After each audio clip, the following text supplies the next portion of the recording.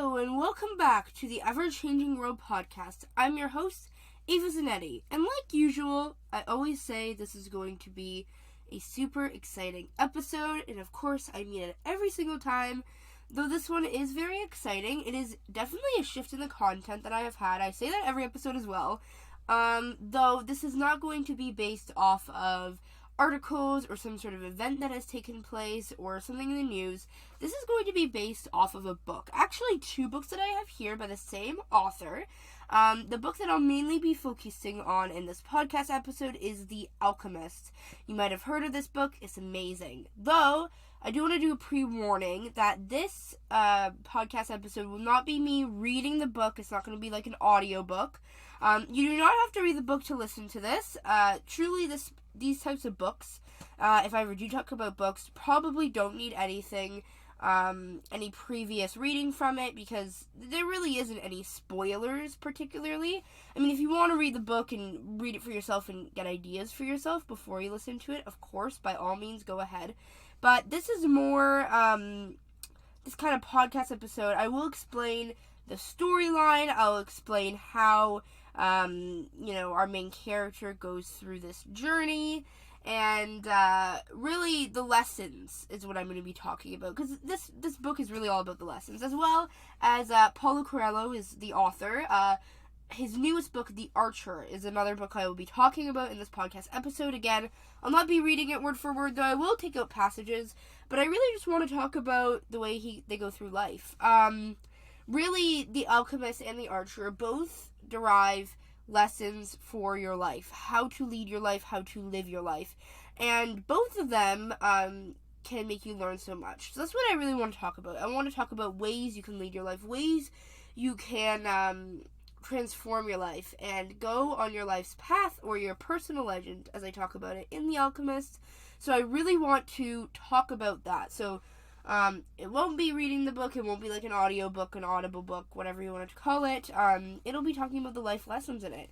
So I really hope you stick along in this podcast episode, even though it's a lot different than a lot of podcasts probably and my podcast. I think this will be a really interesting way to look at a book, talk about a book, and really you can think of yourself as you're listening to someone talk about a book they've just read and all the lessons they've learned from it. I think that's what you should really derive from this.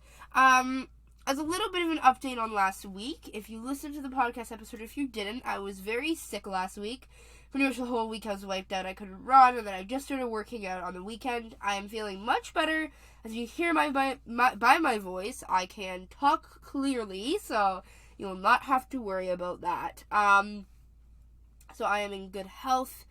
I am speaking well, though I did just get braces on, so that might be a bit iffy, but I'm learning how to speak with them. So, that should not be a worry. As well as another update, I did say I was going to do an NFT podcast episode. I did the metaverse last week, and I said I was going to do an NFT one to follow up. I'm still working on that, as well as a crypto one. I wanted to do a bit of an easier type of podcast, since this book I've read multiple times before. I love the book so much. I could talk about it for a very long time without really any prompt. And I wanted to do that because I was so sick last week that, I really didn't build a lot of content for the week. And I want to do a lot more research on NFTs because I think it is so interesting, and I need a lot more research. And it's something that it's really difficult to learn about NFTs and the cryptocurrency. And you can't just look at it for half an hour. You have to do a few hours of research, or look through a bunch of articles and make sure you get enough information. Because I do have a lot of different ways I want to take it. So I will be doing those podcast episodes soon. And again, if you guys have any ideas, please let me know. I may be having a new segment coming up soon, so stay tuned for that. But that's besides the point. I will let you know as that comes closer to the date. Anyhow, this is going to be a very laid-back episode. I'm really just going to be talking about the lessons. I will go through the storyline as well of both of the books, so stick along. I'll probably be talking about The Alchemist more, and I'll also be talking about themes that I've looked up online that other people have. So I'll talk about my ideas, I'll talk about other people's ideas, and then you derive your own ideas from it as well. So just took a quick sip of water before we get started, and let's get into it. So the book I will be talking about today, the first book, is The Alchemist. This is by Paulo Coelho. Pardon me if I'm pronouncing that wrong. Looking at the book, I have it right in hand. I kind of just want to describe the cover. They always say don't judge a book by its cover. But this is the 25th anniversary edition. You've probably heard about this book. It was very, very popular recently. I'm recording this in 2022 as a reminder. So it was very popular recently. And it's really funny since the journey that the author has went through with this book is pretty much like following his own personal legend. I'll get into what that means throughout this podcast, but keep that word in mind.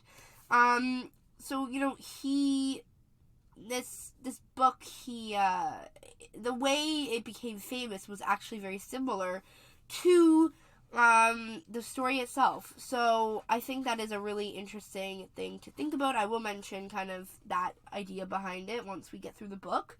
And yeah, I think that's a good little premiere before I get into the book. When we're looking at the cover, we can see kind of these mountains. We see this big yellow circle. It says The Alchemist inside. Very beautiful cover. Look it up if you want to.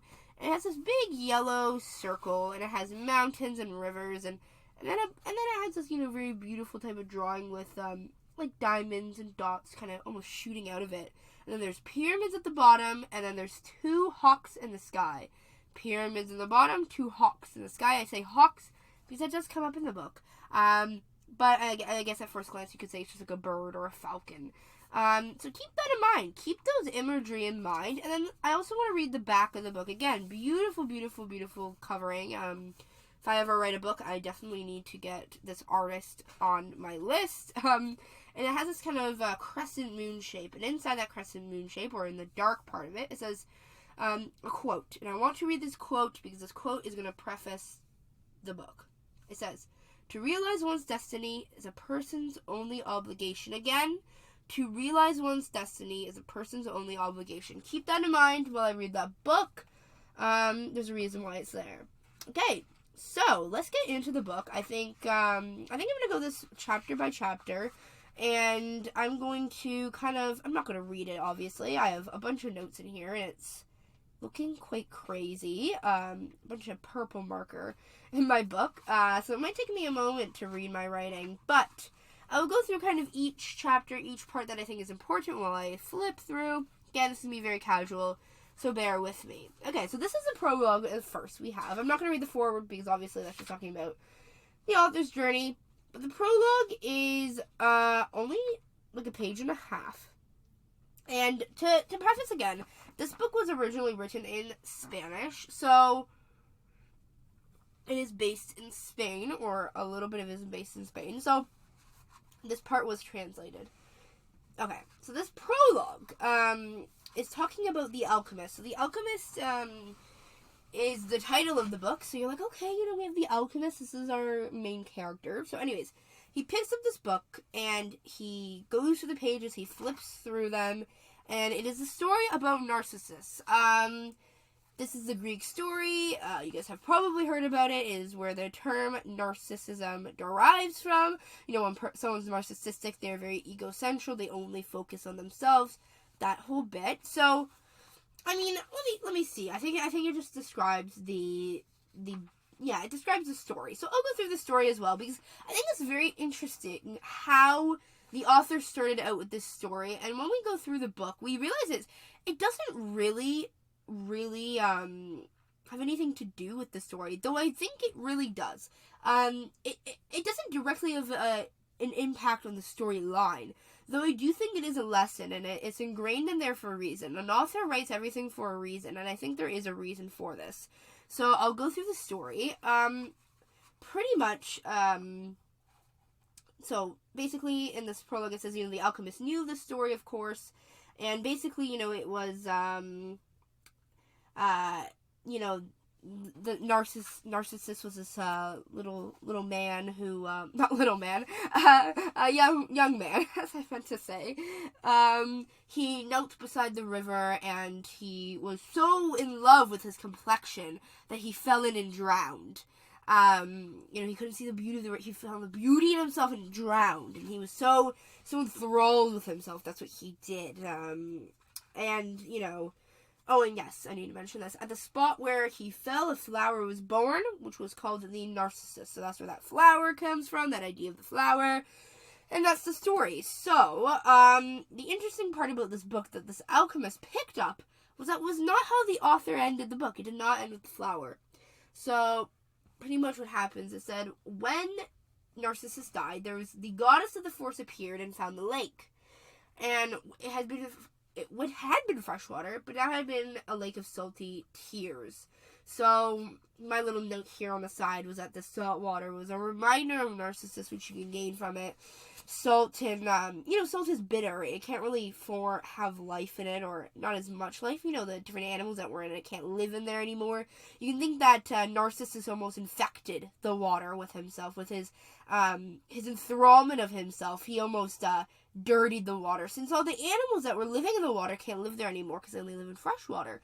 So it almost poisoned the water. You can think of it that way. Again, you can think of salty tears as just these horrible tears that it had. So the goddess asked the lake, why do you weep? And it said, I weep for Narcissus. So, she kind of said, no surprise that you weep for him. You were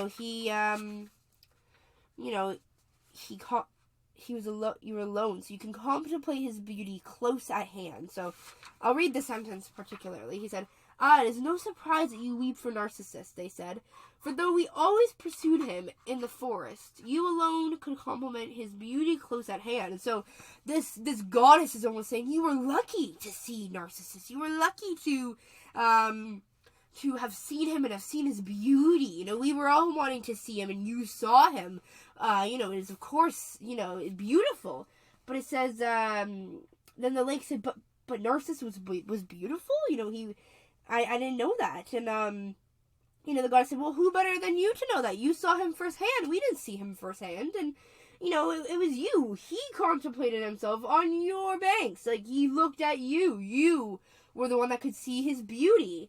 But then the lake was silent for some time, and this is the quote I want to read.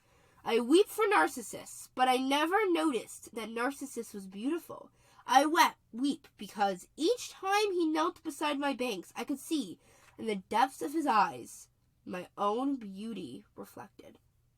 And the alchemist thought, what a lovely story.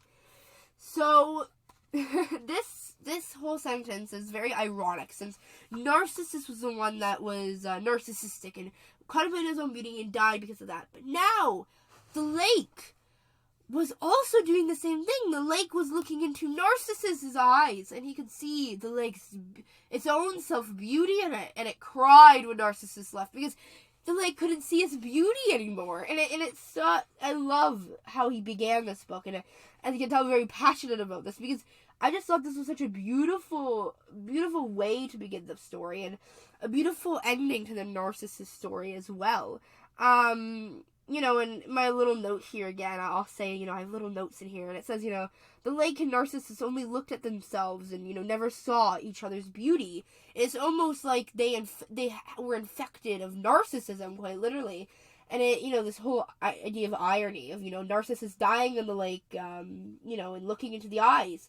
And then the lake was looking into the eyes of Narcissus the same way. So it did the lake. So, again, these salty tears because it couldn't, see its own beauty anymore. I just found that story so beautiful. It's very ironic, but I think the way that the story was introduced, I think it's a beautiful start to the story. So, here we go. Part 1. Here we go. The chapters do not have names, I will say. Take that as you will. I think that's really important. I mean, they're not really even chapters. It just, if you see the book, it has the little dashes between certain paragraphs when it goes through a different setting or a different thing. So, it just, the different parts. There's no chapter names. That's for a reason. We'll talk about that. So, okay. So we talk about, basically the story begins as we have the boy, his name is Santiago. Though we don't call him that for very long. The book begins with saying the boy's name was Santiago. But then, right away, the next sentence, they say, dusk was falling as the boy. So, they refer to our main character as the boy, and that's how I refer to him, the boy. The author does this for a particular sense, and I think it does it for the importance is not his name.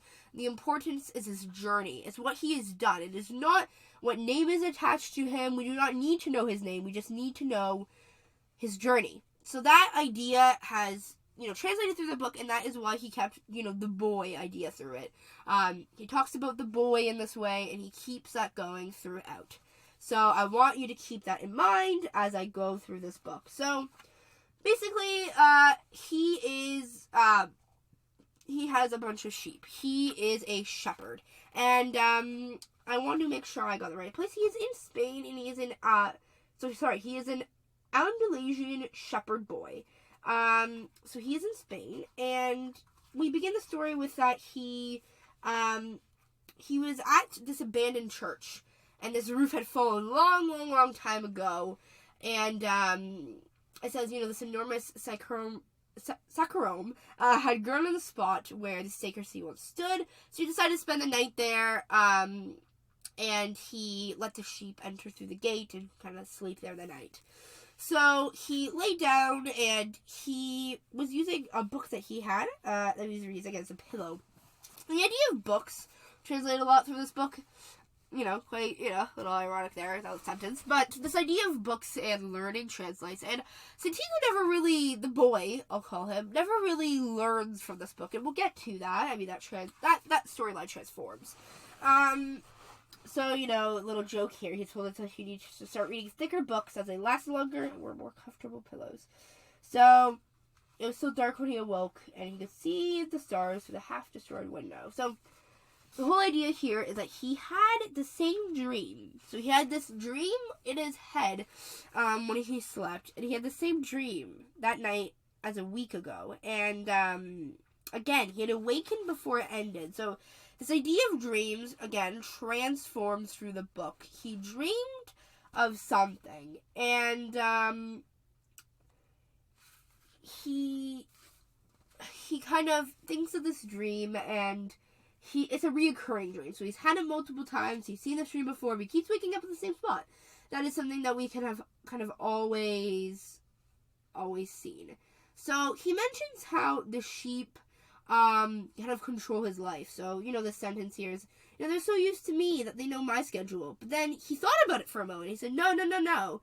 He was the one who had become accustomed to their schedule. So he's realized, you can think of this in your own life. Maybe in a 9-to-5 job, you're accustomed to this schedule routine. It is running your life. You're not running that life.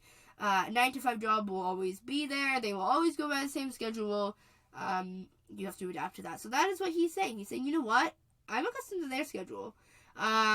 Anyways, he wakes up, and he, kind of brings those books with him. He remembers that dream, but, he kind of forgets about it. And he's going to this village. So he's a shepherd, and he gives up sheep. So he had this girl who, I don't know, she was a daughter of a merchant. And he saw this girl last year when he went over there with his sheep.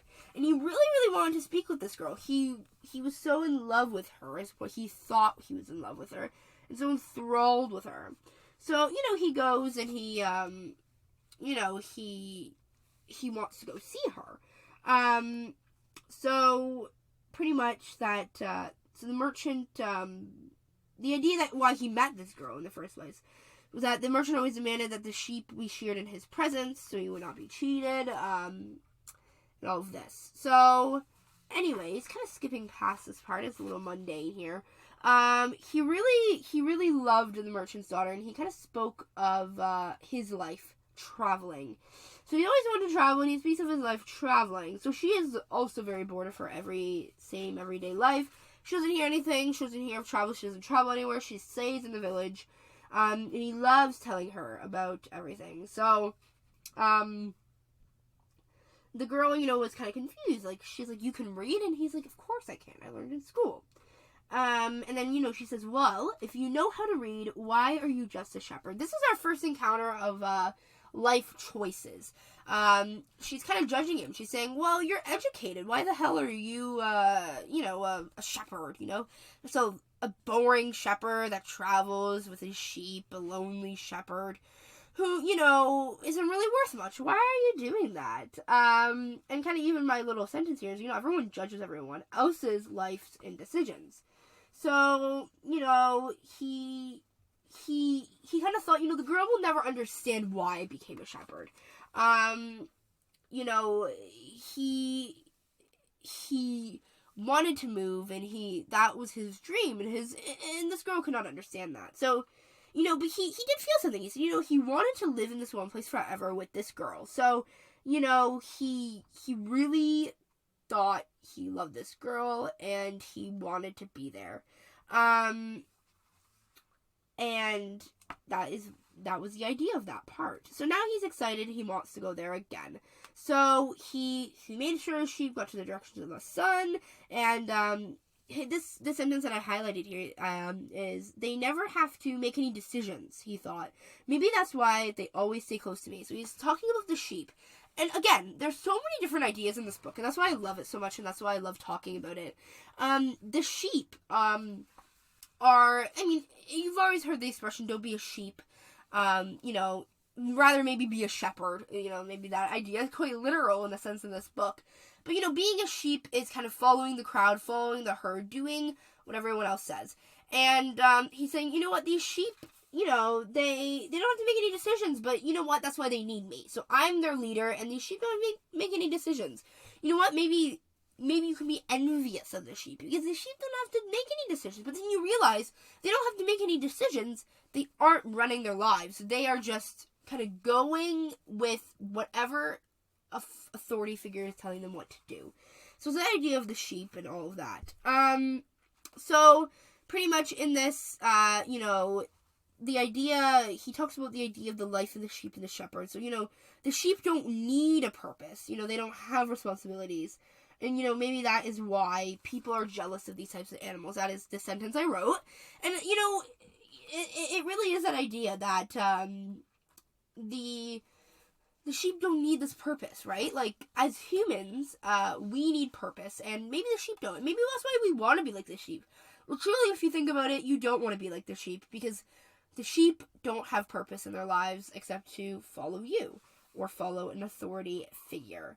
So, he says, there's a little bit of envy, but, maybe I don't want to be like the sheep. This is what they are like. So, this is a little grim sentence, but, I guess it's kind of important. If I become a monster today, quoting the sentence in the book, and decided to kill them one by one, he's referring to the sheep, they would become aware only after most of the flock had been slaughtered. Trust me, and they've forgotten how to rely on their own mission. They trust me, and they've forgotten how to rely on their own instincts, because I led them to nourishment. So, my little sentence here is that, trusting in this and trusting into someone like that, they get too comfortable. They cannot think for themselves anymore.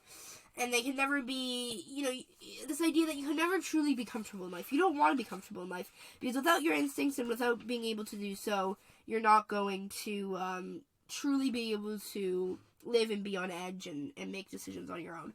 So the idea of the sheep don't be like sheep is kind of the whole point I'm trying to get across here, and the book is trying to get across, that we are introduced to a sheep and a shepherd for a reason. We're introduced to Narcissus for a reason. There's always a reason for how the book flows. So again, he saw the church, and it had caused him to have, so he thought maybe it was haunted, because it caused him to have this dream for a second time. So he didn't really think much of it. He was kind of angry with the truth. He was angry that this dream had meaning. Because, the idea when a dream comes back and back and back again, and there's this recurring dream, it means that there usually is some sort of meaning to it. It means that, you truly want this thing. So he was kind of mad at this. He's like, what's happening? Like, I'm a shepherd. I'm fine. I want to go after this girl. It's fine. But there's also little sentences in here that I want to mention, and, it's hot now, it's the summer, so he has this jacket, but when he thought to complain about the burden of his weight, talking about the jacket, he remembered that because he had the jacket, he had withstood the cold of the dawn. So this is the whole idea of gratefulness. You know what? He has to carry this jacket, it's kind of annoying, but you know what? It had allowed him to survive before, and it allowed him to survive again, and you need to be grateful. So I love that sentence. So, again, this is quite the literal sentence that it says, we have to be prepared for change. This whole quote that I love from Stephen Hawking, one of my favorite people ever, is, intelligence is the ability to adapt to change. You can take that quite literally. I don't think I need to explain that, but change is so important, and that is another theme in this book. So, again, this idea of purpose, right? The Jack did purpose, and so did the boy. So the boy, right now, thinks that his life purpose is to travel. And, he kind of knew all the cities now in this area, and he was, super excited. But you know what? This is where he kind of shows us what his past was like. His parents didn't want him to be a shepherd. A shepherd was not a noble job. His parents wanted him to become a priest. So, this idea is that, everybody kind of knows what you should do with your life, and, you should listen to them. So, they wanted to be a priest. That's a more noble job. So, he kind of realized, no, I don't want this. I want to travel. And this sentence as well, he said, about his parents. He said, they had worked hard just to have food and water, like the sheep. He realized his parents were like the sheep. And a lot of people in your life will be like the sheep, but listening to the sheep is not going to do you worthwhile. So, basically, the father said, you know what, our village is the best. Everybody comes to our village. You know what, why do you want to leave, right? They come and search for all this stuff, and, he says, but basically, they were the same people when they arrived. They climbed the mountain to see the castle, and they wind up thinking that the past was better than what we have now. So, he kind of says, he has an idea here. But he's kind of saying that this is pointless. But, of course, he does not agree, and he becomes a shepherd. So, his father allows him and gives him his blessing, eventually, to travel the world.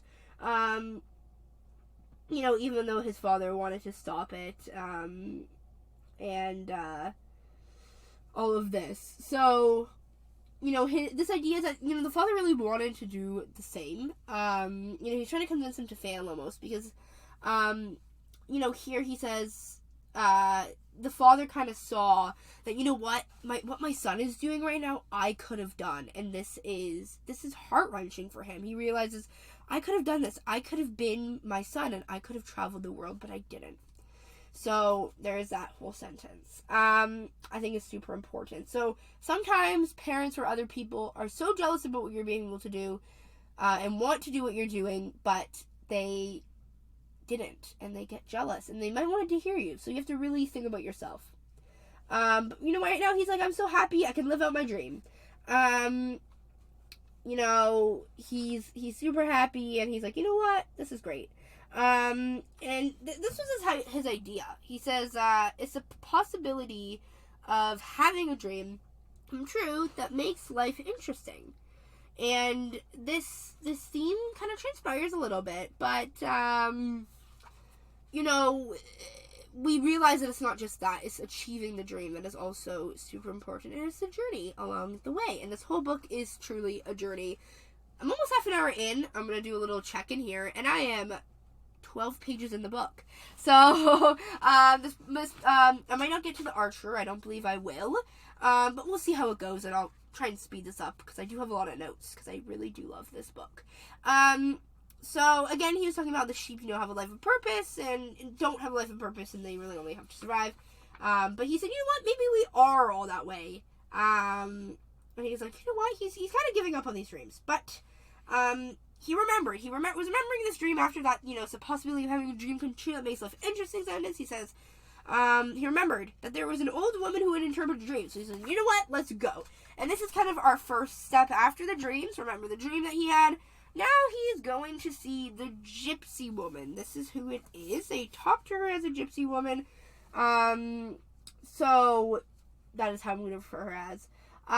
So she kind of says, you know what, you came here to see your dreams, and she says, all dreams are the language of God. There is religious talk in this, so you can think of it spiritually however you'd like. I'm not a religious person, so really think however you'd like.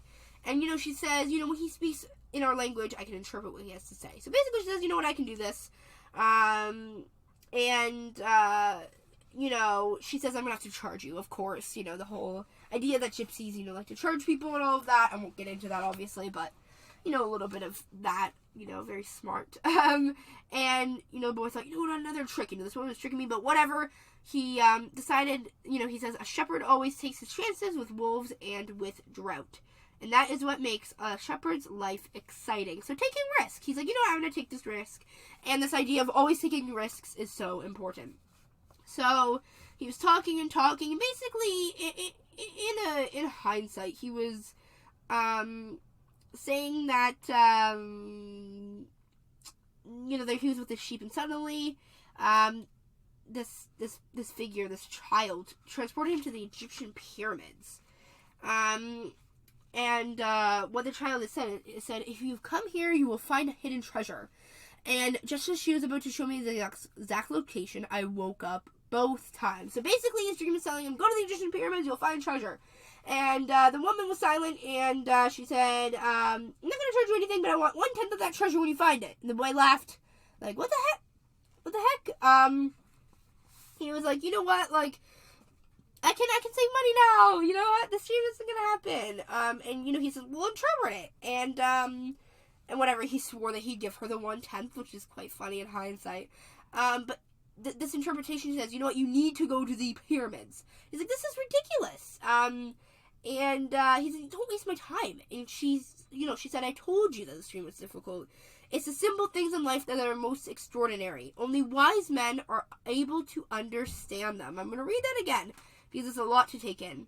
It's the simple things in life that are the most extraordinary. Only wise men are able to understand them. And basically she says, and since I am not wise, I have to learn other arts, the reading of palms and all of the stuff that I do. And he's like, what, how am I going to do this? And she says, what, that's up to you. Kind of figure that out. What, this is not my problem. I don't get paid. This is a risk I take. Doing what I do. And you know what? Right now he's kind of doubting his calling. This idea of the dreams. This is that he's kind of doubting his calling right now of going to the Egyptian pyramids. In this case, the Egyptian pyramids. In your life, it could be something completely different. But it's this idea that don't ignore your dreams. This is reoccurring for a reason. So he's kind of like he's kind of sad. He doesn't really want to leave his life. His life is comfort, and that's the whole idea as well. I want to talk about that. This idea of comfort. The boy can easily stay as a shepherd and do that his whole life, but he will never know what his dream could have been. He can never know what his journey could have been. Though, if he stays as a shepherd, he can always go back to doing that, is the whole idea.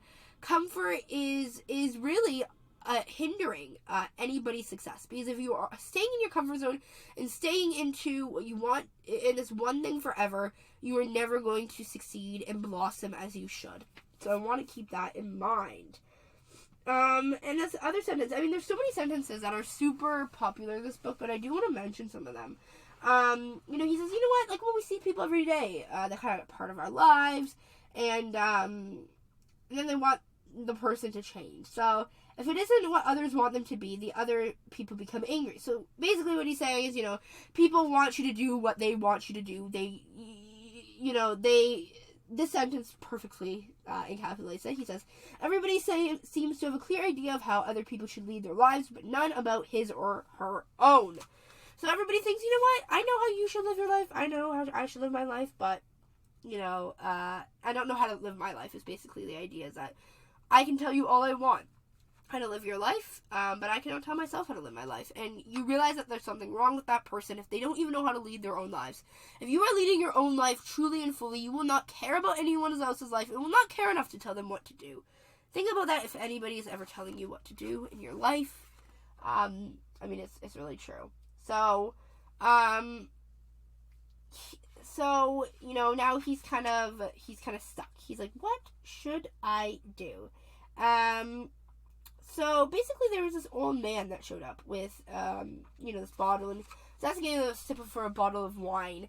And, the boy kind of offered the wine or whatever, and the man wanted to talk. So the man looked at this book that he had, and he was kind of looking at, all sides of the book and this idea, and he was like, what are you reading? He's like, this is an important book, but it's really irritating. So the boy was shocked, right? He didn't think he could read, and the old man says, in this book it says everything else that every other book says. It describes people's inability to choose their own personal legends. This is where it first comes about. And it ends up saying that everyone believes the world's greatest lie. And the boy says, well, what's that? And, he says, it's this. That at a certain point in our lives, we lose control of what's happening to us. And our lives become controlled by fate. That's the world's greatest lie. And really take that in. We should not let our lives be up to fate. We have control of it. We can control our lives. And it's not... We don't just lose it after we become a child. We give children these dreams and say, you can do anything you want. But when they hit a certain age, you say, no, you should do this. You should look at reality. You should not be so stupid. You should do what I say you should do. And this is when adults become mundane. They do stuff they don't like, and they live in this 9 to 5 or whatever monotony that they have, and they are slaves to their jobs. They are slaves to their lives. And you don't lose that sense of control. You shouldn't lose your child's sense of wonderment and what you want to do with your life at an age. But people say you should, because you are stupid if you don't. And it's hard to get out of that. It's hard to stop listening to people. But really, the biggest part is to stop listening to others and listening to what they think you should do, because truly they do not know. But you know what, the boy after this, he says, this has never happened to me. You know what, they wanted me to be a priest and I became a shepherd, look at me. And the woman said, you know what, you did better, you really like to travel. And the boy was like, how did he know that? How do you know you like that? You know that, but whatever. And the old man was kind of looking through the book, and the boy was like, oh, this man looks kind of weird. He looks like an Arab. Not really unusual. Africa was only a few hours from, Tarifa. But, this was a little weird. So the boy asked, where are you from? And the man says, well, from many places. And he's like, well, you can't be from many places. I'm a shepherd. I've been to many places, but I was only one place. He's like, okay, whatever. I was born in Salim. And at this point, I knew what that was like. He was trying to get an idea of what it was like. They go on and on and on, and the man's like, I'm the king of Salim, and the boy's like, people say strange things. This is kind of ridiculous, and it's, sometimes it's better to be with the sheep who don't say anything. It's a sentence which is quite funny, and better to be still with one's books. They tell incredible stories at the time you want to hear them. When the man tells him his name, I'm not going to pronounce it because it's quite the mouthful.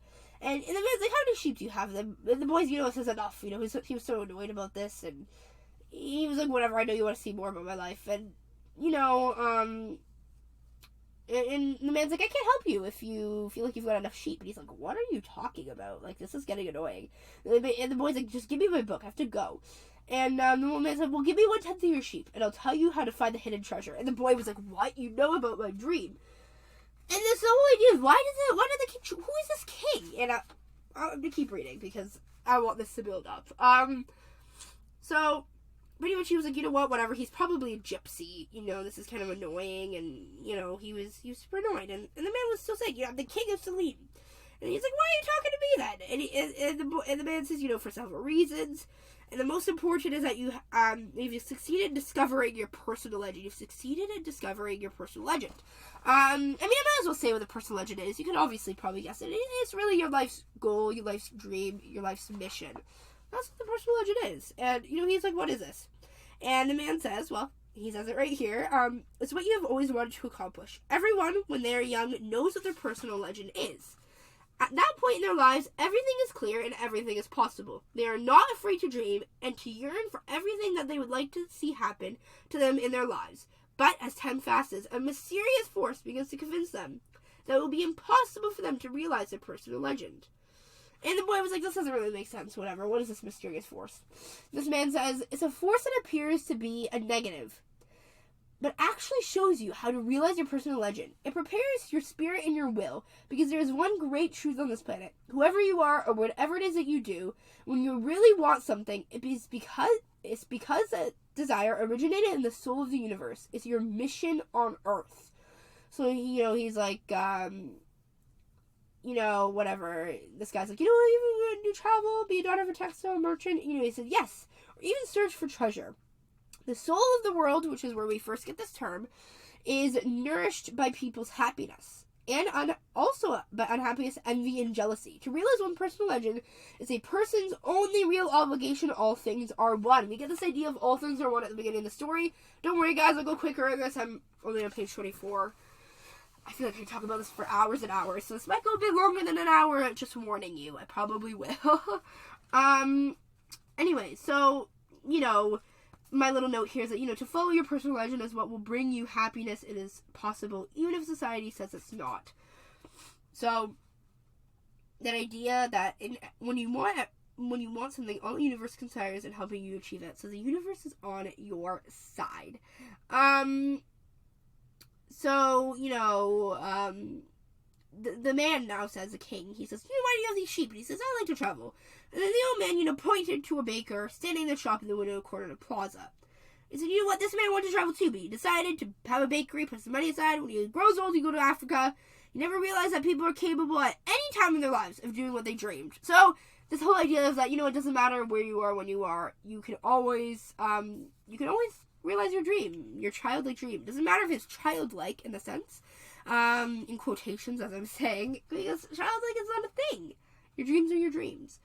And you know what? He says, but bakers are more appealing to people than shepherds. So, these bakers have homes while shepherds don't. And that is the whole idea of having an image, having a title. So bakers are better than shepherds. So, I'll be a baker because, that will make me look good. The idea of, engineers, doctors, lawyers are better than artists or, I don't know, factory workers or something in a hierarchy sense. I'll do that rather than this, even if I love this more. So, the old man continued, in the long run, what people think of shepherds and bakers become more important for them than their own personal legends. So, what other people think of them, so what people think of other people's opinions is more important to them than their own dreams. How ridiculous is that? It sounds ridiculous, but that's what most people believe.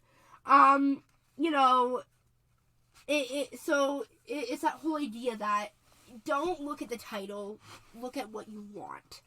So, the king's like, I do other things, but most of the time, most people don't realize I've done them. So you can kind of think of the king as I thought in the book. He's kind of like this kind of god-like character. He's all-knowing, and he's trying to get people to realize their personal legends. And, again, there's a lot of quotes in this. He says, people learn early in their lives what is their reason for being. Because that's with this bitterness. And he says, maybe that's why they give up on it so early, too. But that's the way it is. So, in the eyes of others, having a dream that seems unrealistic is childlike. But, following your own personal legend is, the only way that you can truly follow your purpose. And I love the word personal legend as well. I love it. So, he says, treasure is uncovered by the force of flowing water and is buried by the same currents. So, you know what? He's like, I need your flock now. I'm telling your flock. The man was kind of mad. He's disappointed. He said, if you start about promising what you don't even have yet, you'll lose your desire to work toward getting it. So that whole idea, I can truly resonate with that. I have a quote I have a motivation wall in my room. I have a bunch of papers on my wall, different quotes, and I have quotes from this book as well. And one quote that I have, it's by an unknown person, but it's, don't tell people your plans, show them your results. And that's the whole idea that, I can't promise anyone that I'll achieve this big thing. I can't promise anyone that I can do that. But I can show them the results when it happens. And don't promise anything if you don't anything you don't have it. That's just a great life rule. So anyways, he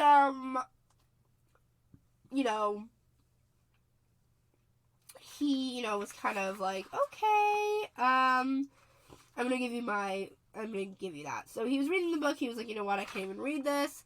And he was really mad. He's like, I'm gonna tell the baker, what to do. But he's like, what? Sometimes it's better to leave things as they are, because the baker might spend 3 days, give it all up, and be kind of mad and give anxiety to this guy. So he's like, what? It's fine. So now he goes to this place and he says, I'm gonna get a ticket. He's already devoting himself to his personal legend, and then he's wanting to get out of his comfort zone. He's like, I've learned anything about sheep. I can always go back to this, and I can come back. Let's do this thing. He's realizing that he can. He's waiting, and he was starting a little bit, to regret that he met the king. He was like, that was a curse, Nobody was impressed that he was a shepherd. He was kind of mad, and he was like, you know what? Like, I've done this, and I'm really proud of it. But, he had to choose between something, this is a quote from the book, that he had become accustomed to something he wanted to have. So, really, this whole idea of comfort or risk. Are you going to stay in your comfort little bubble that you've always been in your whole life, or are you going to take the risk? Because you can always go back to that comfort bubble. Again, here's another quote.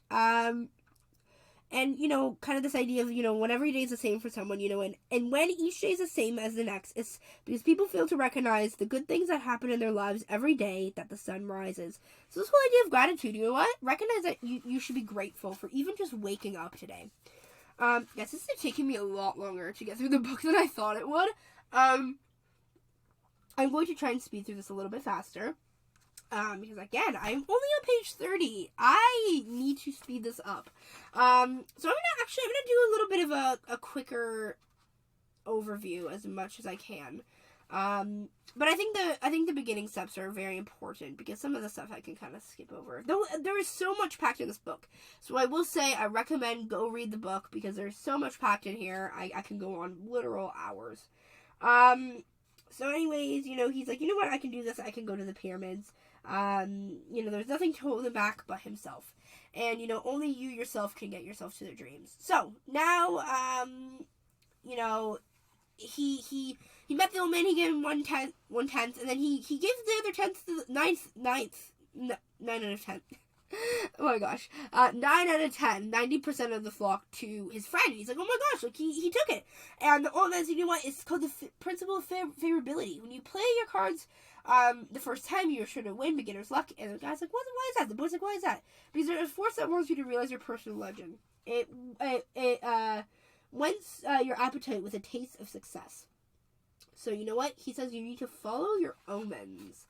So this whole idea of omens pops up, and, there are some good omens and bad omens.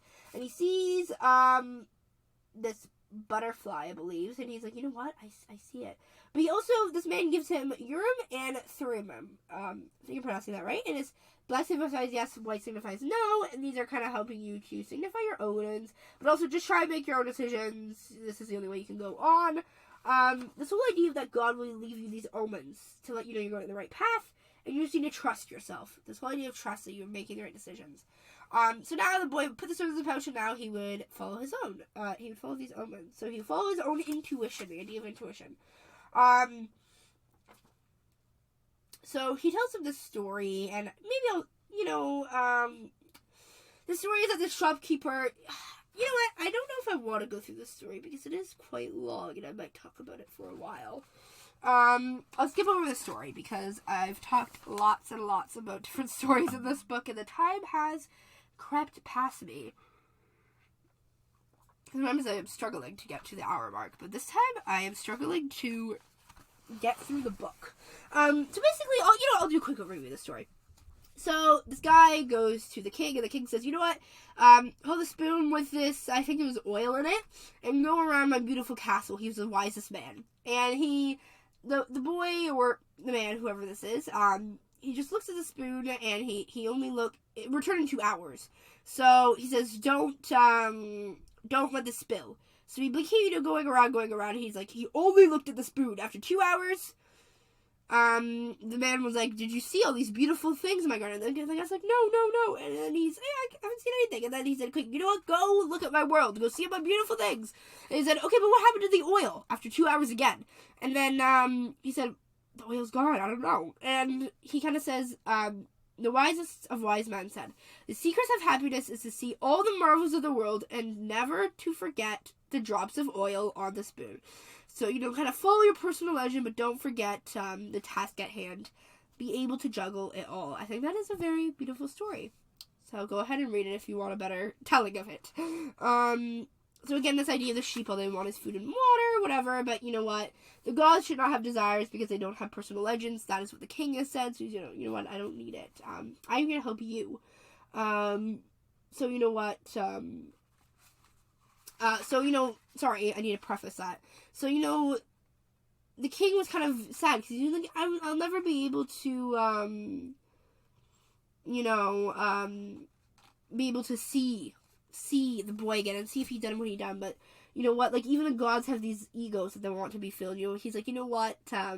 We shouldn't have desires because they don't have personal legends.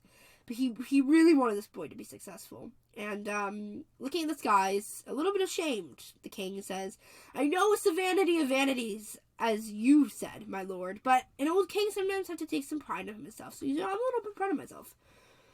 So he got to Africa. Thank goodness I'm getting through some of the book. And there was only Arabic spoken in this country. So here's this little bit of his first obstacle. He's like, I can't speak Arabic. But he couldn't worry about that right now. He needed to find his treasure. This idea of that whoever has money is never really alone. Little quote there. You know, and kind of this idea as well. Don't worry about the little things in life. Focus on the big picture as long as you can. And once you can get the big picture grasp, focus on the little things when you need it. It'll come with it. So, you know what? He learned a lot of lessons from the sheep. And he's like, you know what? Even though this was on his personal lesson, he learn these experiences and this will help him.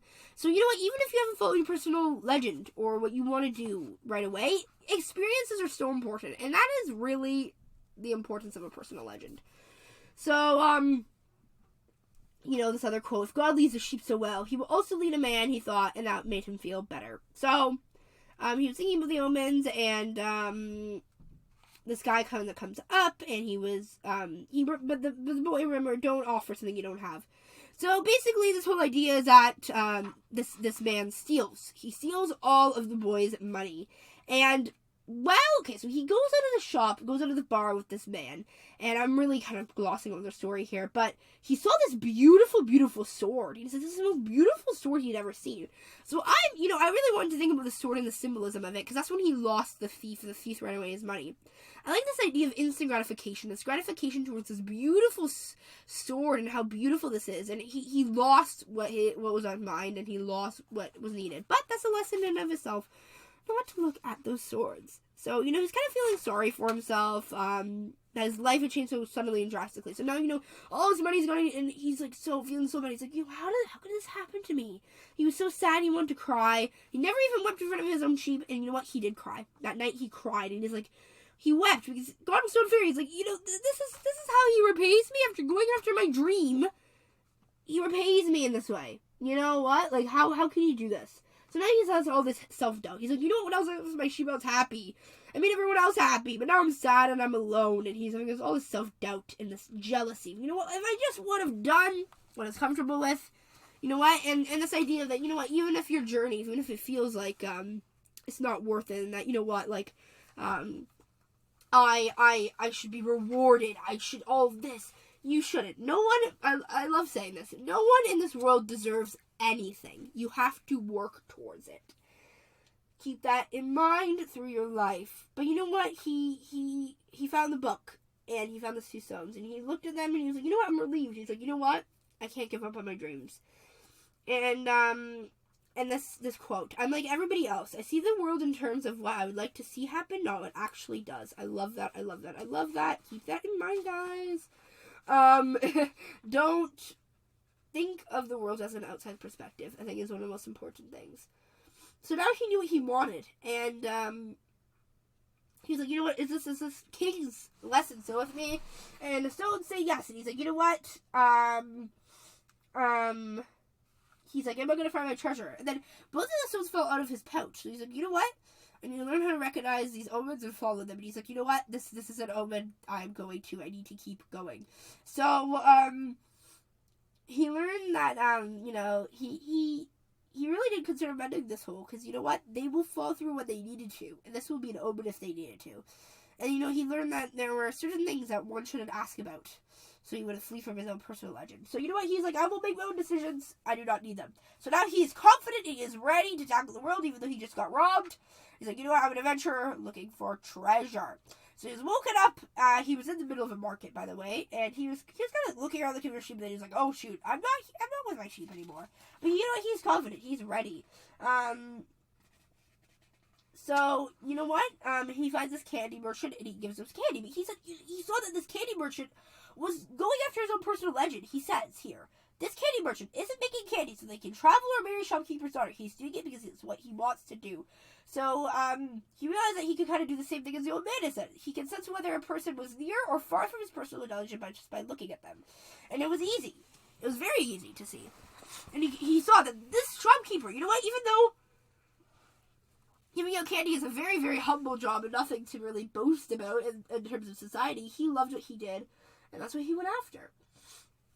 So anyways, they both spoke different languages. He's like, you know what, we both understood each other perfectly. And he said, you know what, there must be a universal language that the world speaks. And this idea of the language of the world comes through the book.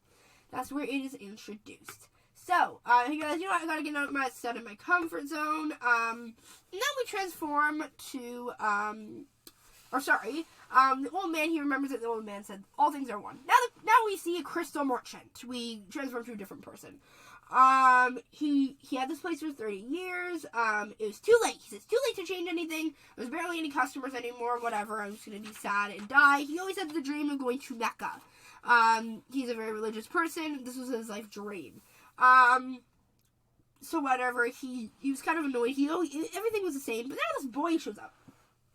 And the boy says, you know what, I'm going to clean all the glasses. He cleaned all the glasses so I could get food.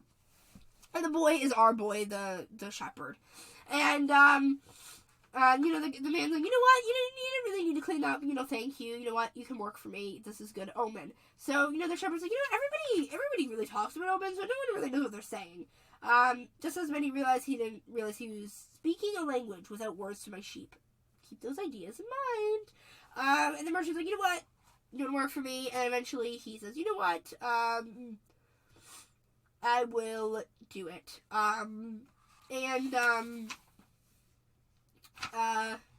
He just says, I need money so I can go to Egypt tomorrow. And the merchant laughs. He says, you know what, even if you clean up this crystal for an entire year, you know what, there's thousands of kilometers, you'll never get there. And he's like, what? And this is where an obstacle comes in, and this is where he starts to give up on himself. He's like, you know what, there's no hope, no adventure, no kings, no personal legends, no treasure, no pyramids. Everything has fallen silent. His soul has fallen silent. And he said, you know what, I need money to buy some sheep. So he gave it up. He's like, I'm going to go back to shepherdism. I don't think that's a word. But he said, I'm going to be back to be a shepherd.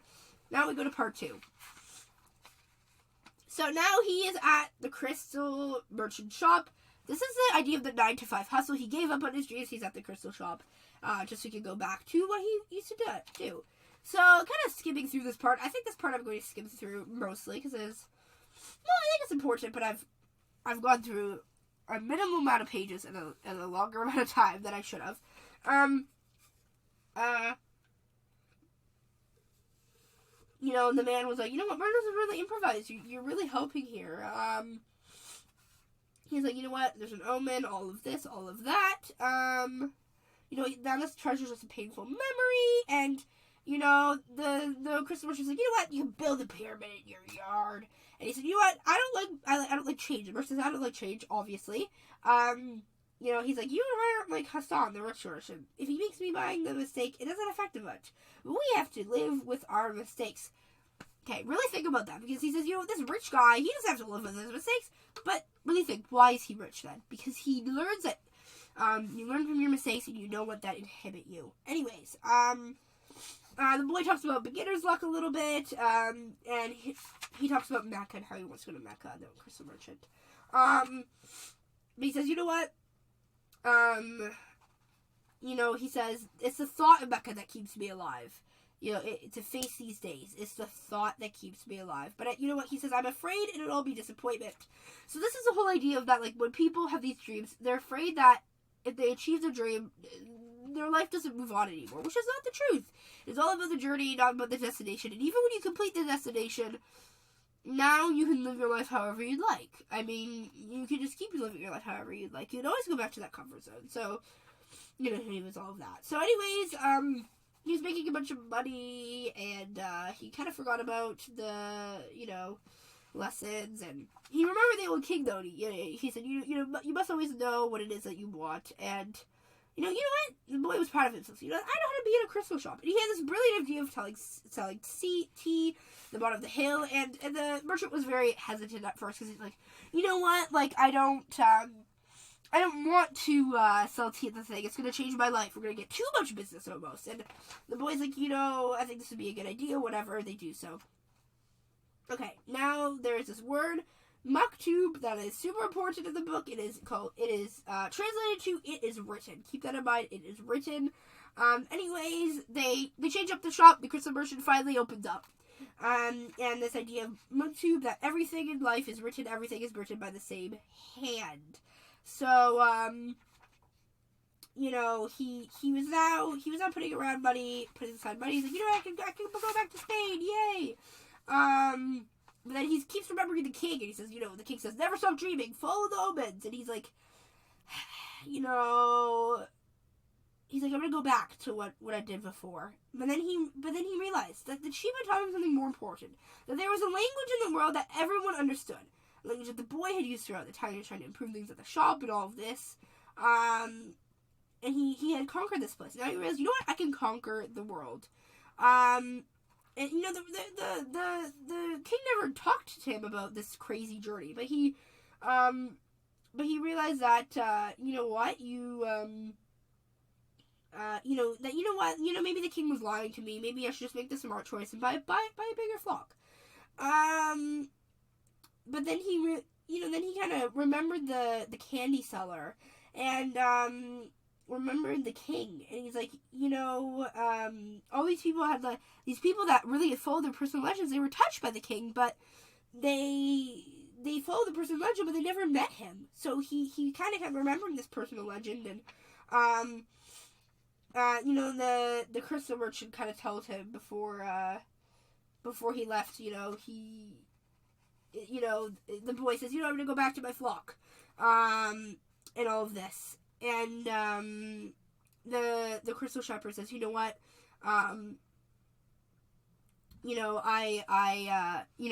won't go to Mecca, but I know you're going to the pyramids. So that idea of, I know. And the idea of the merchant, I'm going to talk about it now since I can't do a super long summary at the end.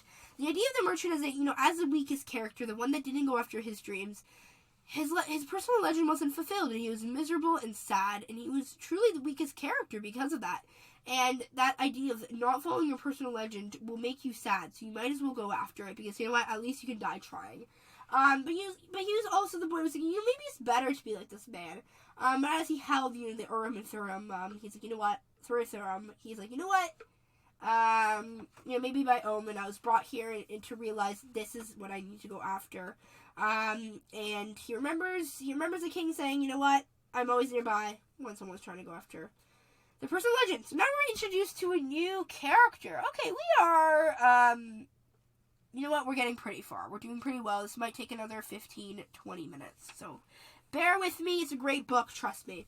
So now there's this Englishman. He's sitting on this structure. He's like, I never thought I'd end up like this. He has all these chemical journals and all of this, and all these studies to find the language of this universe. So he's trying to become an alchemist. So he reads like crazy, all these books, and he's like, he understands it, but there's this master work that he can't quite understand. The alchemists aren't telling me what to do. I don't know. But he's like, this idea of the master work, like the philosopher's stone. And, people have searched for this, and only a few have found it. The Elixir of Life. So the Elixir of Life is where you can live for hundreds of years and all of that. And people are saying that in Egypt, his friend told him that there is a man who is 200 years old and is able to transform any metal to gold. So the Englishman is like, yes, I finally found an alchemist that can help me. And he's like, okay, I gotta go. So he's like, I gotta go to Egypt. This is where he says, this is where I'm going to take my alchemy. This is where I'm going to take what I've learned. So then the young boy is going to the exact same place, and that is our shepherd, of course. He had some doubts, but he was understanding that, making the decision was only the beginning. And the sentence here is, when someone makes a decision, he is really diving into a strong current that will carry him to places he had never dreamed of when he first made the decision. So anyways, the Englishman and him talk a little bit, and then you realize, oh, really, you're going to,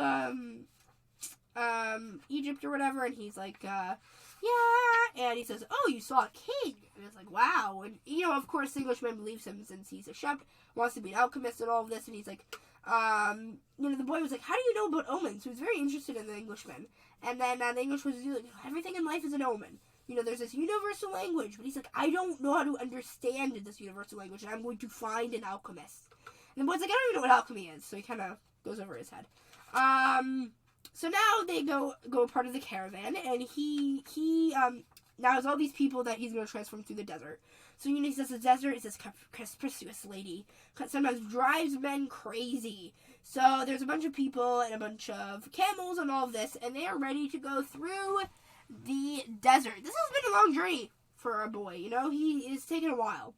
So there's been a lot of different people, and they pray and all of that. And this whole idea that the Englishman says there's no such as coincidence, and all of this, and the Englishman keeps talking and talking, and the boy realizes he can't hear him because the camels are stomping around as they go through the desert, and he realizes, I know what he's going to say, there's this mysterious chains links to one another. So the idea that, every single thing that you do in life is like a domino effect. Every single thing affects every single thing.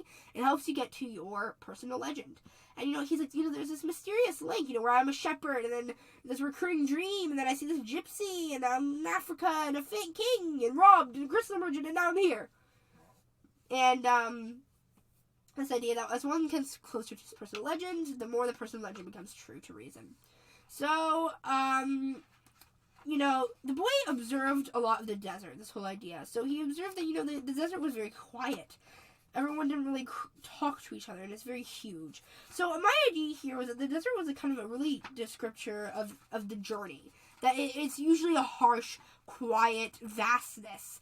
But once you get to the end, it's all worth it. And it's really the journey that matters the most. So he's like, I've learned from the sheep, I've learned from the crystal, I can learn from the desert. So he kind of realizes this. He realizes, I don't want my sheep anymore. They probably have other things, and they're moving on. Everyone's probably moving on, and you know what? I can too. And then, the camel driver comments. He says, maybe he was also learning this universal language that deals with the past and present of all people. And his mother used to call them hunches. So again, this phrase, Maktub, comes in, it is written. So he realizes, everything kind of happens for a reason. As he's observing the desert, he's observed a lot of different things. I won't go into detail because I do not want to keep you guys too long. But basically, he realizes that everything, there's these obstacles in the way. There's always going to be obstacles in the journey. But eventually, like a flowing stream of water through rocks, kind of the idea that I like to think of, you do get through to that waterfall. He kind of ditched the book. And he ditched the book because he's like, there's this kind of superstition that whenever he opened the book, he learned something important, but he's like, it's not, he's a burden.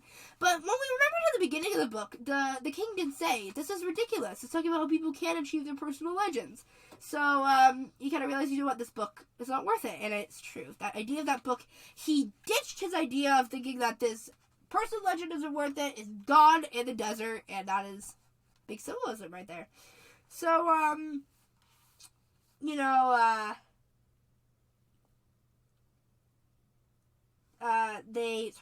just making sure I get this right. So, the cable driver is just talking about his own life and all of this. And the cable driver is very, very, he adapts really well, and he has truly lived through his personal legend. So he lived through this land of the Nile, and it was drowned, and he thought, I thought this could only happen to other people, but not me. And it's this whole idea that, people always think bad things are going to happen to other people and not to them, so to be prepared always. And he's like, now I'm a camel driver, and, the disaster taught me to understand the words of Allah. They talk about Allah as that is where they are, that's the God they believe in. And this is a sentence. People need not fear the unknown if they are capable of achieving what they need and want. So, this idea that, they're afraid of losing what we have, whether it's our life or our possessions or our property, but this fear evaporates when we understand that life stories and the history of the world were written by the same hand. Written by the same hand. So this idea that every single thing has been written by the same hand comes into play in the book. And again, it is written. So, he's like, once you get into the desert, there's no turning back. And then the Englishman talks and all of this, and they talk about the soul of the world and all of this. I want to skim through this because I'm going to talk for way too long. And And the Englishman and the boy trade. So the Englishman's like, you know what, I'll learn through observing. The boy's like, sure, I'll learn through your books. Both of them learn anything. And the boy's like, you know what, I learned this thing can be written on one thing, but like, how is that going to help? And the Englishman's, you know what, I learned nothing from observing. Where they come wrong. So, basically, it's this whole idea, you know, that everyone has his own way of learning things, is what the boy thinks, and that, we're not the same. And you know what, we're both in our separate possessions, and you know what, we'll respect each other for that. So now there's this threat of the war, and they are a little bit scared, but then they see these date palms in the Oasis. So the Oasis is this place where it's like a neutral ground in the desert, and nobody can hurt them. So they're in this neutral ground, and I have so many notes here. I'm so sorry, guys. Nobody kind of knew who the Alchemist was, and they were trying to find out. Like, him and the Englishman were trying to find it out. The boy was trying to help the Englishman, but they didn't know how to find him, so, you know, whatever, they kind of, just keep finding it. So, you know, there was this other idea here that, these secrets of, sorry, I think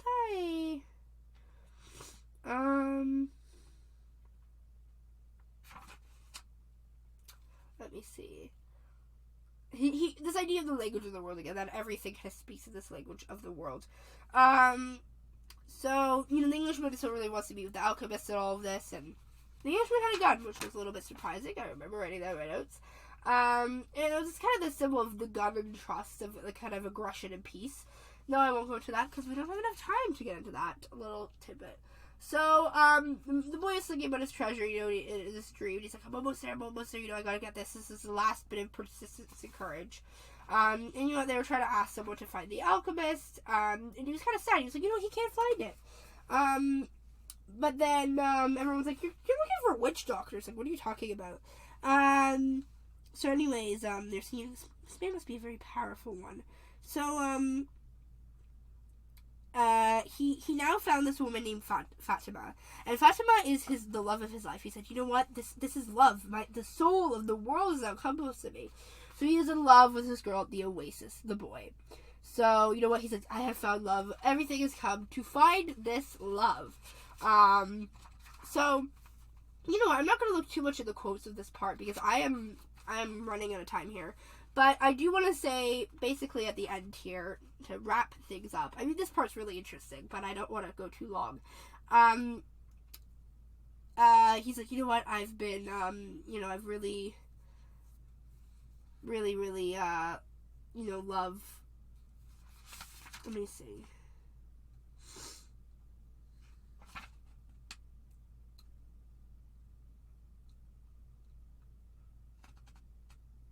Sorry. So the Englishman, sorry, I didn't want to mention this. The Englishman, said that, he kind of saw, someone told him, you know what, just go and try. And he was like, what? But he's like, you know what, I'm going to go and try and turn, lead into gold. So that is what he does. And you know what, he ditches the book. And this whole idea of, you know, doing things for yourself, trying, and not just reading and reading. Because you can read and learn knowledge from other people, but you have to do it for yourself to learn your own personal legend. You can't just copy and paste someone else's life and try and transform it into your own. It will not turn out well, and it will not be your own life. Anyhow, so, you know, this idea that life, you know, the war was kind of pointless, all of this, and, this whole idea. So basically the boy, he's sitting out, and he sees two hawks, and he sees them attack, and he realizes his kind of soul goes to the soul of the world, and he realizes, they are going to come, the war is going to come to the Oasis where it shouldn't come. So, there's this idea, and the tribe people believe him, and they say, you know what, I believe you, this seems realistic, and, because they believe in God and all of this, and this idea, so, then the Alchemist shows up, actually, and this is where the Alchemist comes in. I'm going to put my book down so I can speed up my storytelling, but basically, he tells the Oasis that these hawks are going to attack. They believe him, they get guns, and then they stop the people that were trying to attack them. They're like, yay! The boy, Santiago, you are going to be our new leader, pretty much. But before we get into when he told them and all of this, The alchemist comes in at night, and he comes in this kind of on this horse, and the alchemist says, "How do you know this?" And the boy's like, I don't know, I speak the language of the world." And the alchemist says, "Okay, come out with me at dawn," and all of this. And finally, after some arguing, the boy really wanted to stay with Fatima. This is his love of his life, and he's like, "I want to stay here." But the alchemist says, well, Fatima first tells him that, what, I'm a woman in the desert. You will come when you come out of it. If not, you will be part of the world with me forever. And, you are my treasure, and I want you to live out your treasure. So anyways, he has that. The alchemist basically says, you can sit here and be the leader. And you know what? Eventually, after a few years, the world will not communicate with you anymore because you are ignoring your dream. You will lose all of that, whatever. You'll sit with Fatima, but you'll realize you gave up on your dream. You can't do that. So him and the alchemist go out and search for the treasure to the pyramids, and they go and do so. Eventually, kind of wrapping the story up, they go to they go somewhere where there were some of the tribes where the war was happening, and people take them in. And basically, the alchemist says that we're just on a journey, and this boy, he can turn into wind. And the boy's like, "What? Like, I'm not an alchemist. I can't turn into wind." And the alchemist says, "Yes, you can." So they give him 3 days, and on the third day, the boy turns into wind. So basically, there's this whole scene of him talking to all the different parts of the world, and finally he talks to God, the hand who created it all, because the wind could not know how to turn him into wind, the sun didn't know how to turn him into wind, the heavens didn't know how to turn him into wind, all these people didn't know how to turn him into wind, but God knew how to turn him into wind, because they were written by the same hand, and he finally turned into wind. So it's this whole idea that, each part of the universe, each and everything, even carrots, really, all have a purpose on the earth, and they all have a personal legend to fulfill. So it's the idea that, even if lead turns into gold, we don't want to be stagnant.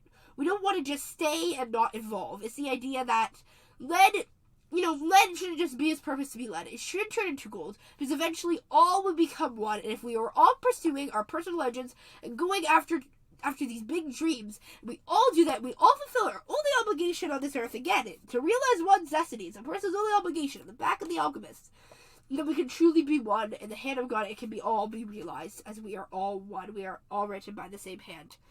So, that is that whole idea, and he turns into wind, and anyways, he finally gets to the pyramids, and I'll tell you on the page. He gets to the pyramids on page 164.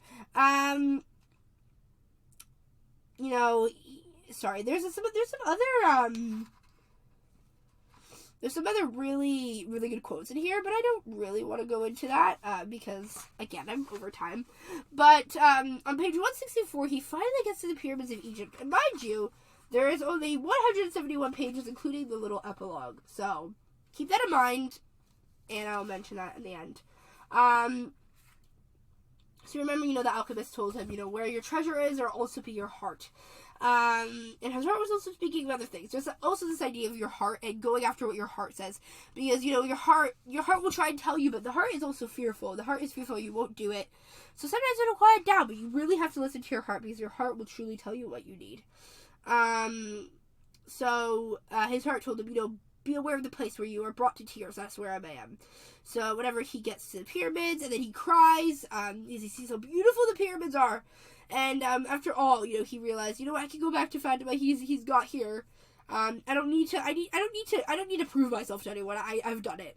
And then he realized, this idea that no project is completed until the objective has been achieved. So he cries, and then he saw there was a scab beetle. And this is a big symbol of God, so he realizes, oh my gosh, this is where I need to dig. So he digs and digs and digs and digs. He didn't stop. But then these people come, and they're like, what are you doing? So they see his gold, they're like, what are you hiding? They say, keep digging, keep digging, keep digging. They keep beating him up, and then finally he admits, I'm just trying to find treasure. And then this guy says, you're not gonna die. They finally stop beating him up after days, and they say, you're not gonna die. You'll live. And you'll learn that a man shouldn't be so stupid. And he's like, 2 years ago, right on the spot, I had a reoccurring dream, too. I dreamed of traveling to the fields of Spain. Think about that, fields of Spain, and look for a ruined church where shepherds and their sheep slept. In my dream, there was a sacrum growing out of the runs of the custody, and I was told that if I dug into the roots, I'd find a hidden treasure. But I'm not stupid enough to cross an entire desert just because of a reoccurring dream. They disappeared. And then the boy realized... He laughed with joy, because he knew where his treasure was. His treasure is right where he started. Oh my gosh, let's read the epilogue. I'm going to start bursting into talking about this. So now he kind of remembered when he was a sheep, and now he was finally digging up this treasure. He's like, you know what, he went through all of this, and you know what, it's a long list. The path was written in omens, and there was no way he could go wrong. So he fell asleep, he woke up, and he's like, he kind of yells at the sky, he's like, you know what, you old sorcerer, and, you know the whole story. You left a little bit of gold in the monastery so you could get back to this church, and, the monk laughed when he saw me come back in tatters. Couldn't you save me from that? So, sorry, there was a monk previously in the story, and that's where they gave, them some gold before they got captured. The alchemist and the boy. Just so you know what that sentence is referring to. So, the voice, says, this is God, of course, and he says, no! He heard in the wind. He said, if I had told you, would I have seen the pyramids? They're beautiful, aren't they? And the boy, smiled, kind of laughs, continues singing, and he found a chest of gold coins, and he saw the spoils of a conquest of a country from long ago. He took out the urim and thummim in his bag. He only used these 2 stones once, and now he put them in the chest. It was a part of his new treasure. They reminded him of the king, where he would never see again. And he said, you know what, it's true. Life really is generous to those who pursue their personal legend. And he gave the money to the gypsy as well, which was really funny. He said, you know what, they're so smart. And then he feels a kiss, and he realizes it's Phantoma. And he says, I'm coming, Phantoma. And that's how the story ends. I am freaking out.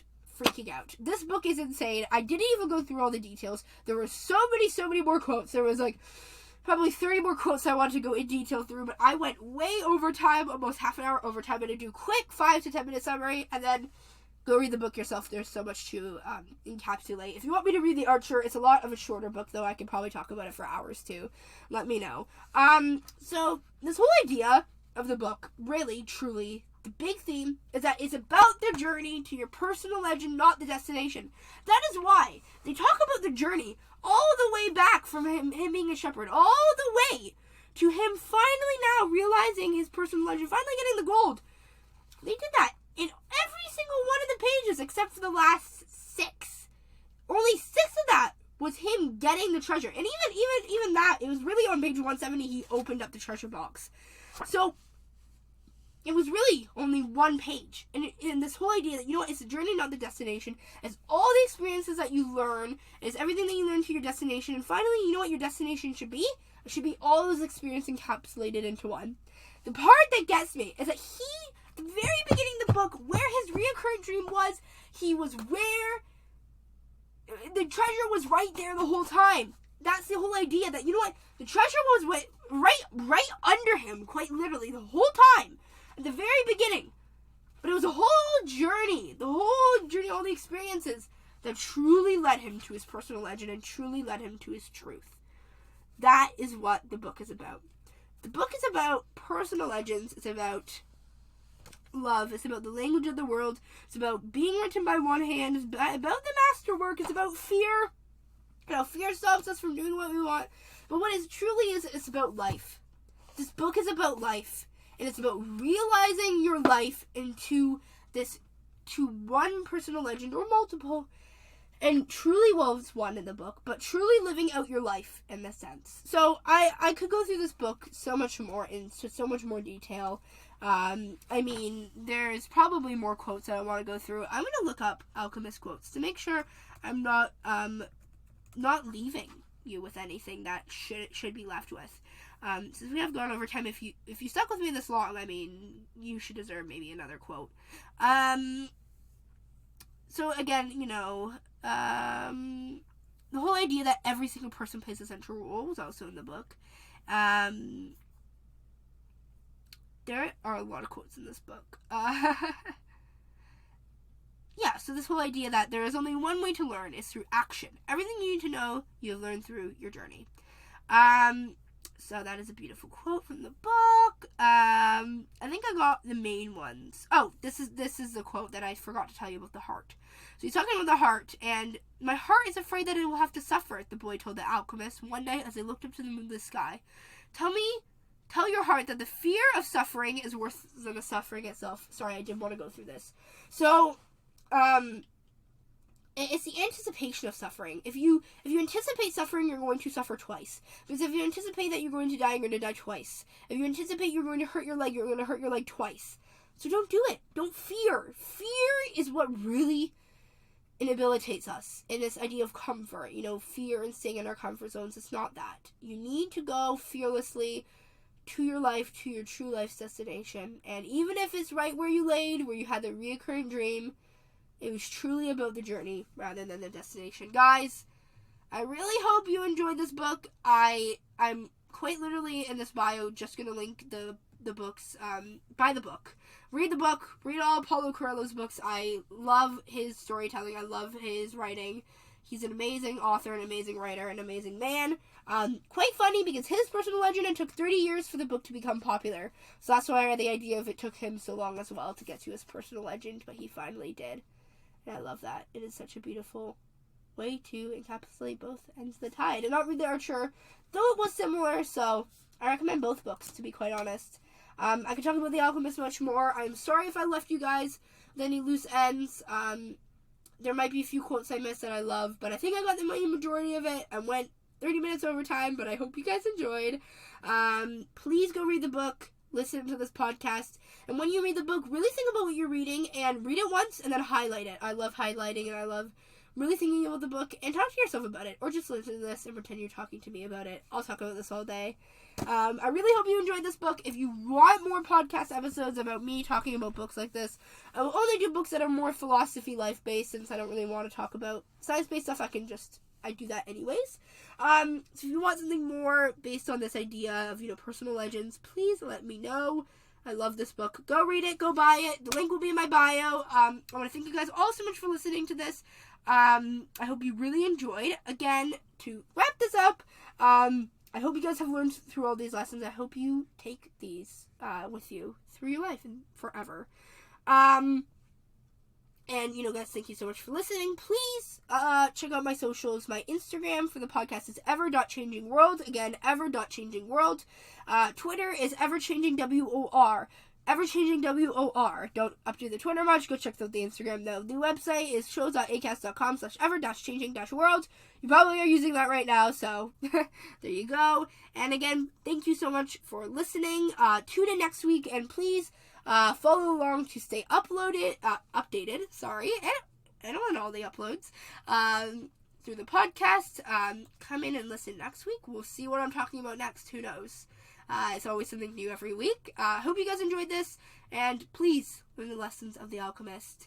And remember, if you want to achieve a goal, all of the universe will help conspire you into achieving it. Thank you guys so much, and see you guys next week.